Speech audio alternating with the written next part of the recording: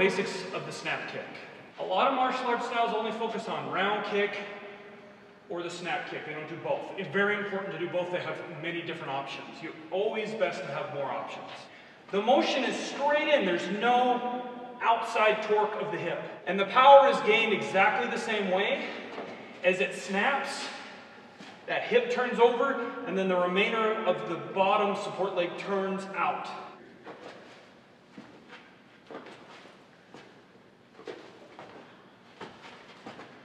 This is much faster than your traditional Thai round kick. So we're going to have Brittany go this way a little bit. Just back up just slightly. There you go.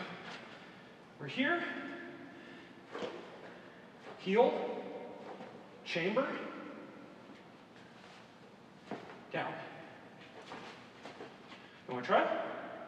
Heels together. Chamber. And then snapping. And back. Perfect. And it's a good in and out movement. Look at our distance. Exactly.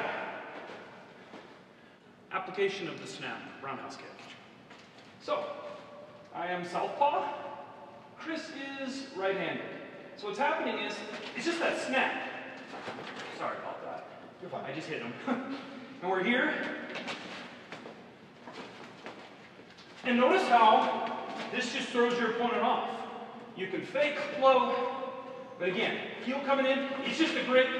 Though this does not have the power of your traditional Thai round kick, it is extremely fast, and it does actually have knockout power. And it's unpredictable as heck, because he can be, once he's chambered, he can go here, he can go here, or he can go to my head. I don't know which one's coming. Absolutely. We're only focusing on one kick now. When we have all three, he has to worry which kick's happening. So, Chris, if you want to check, all the way to hold it. When we're here, we're here. That's the speed.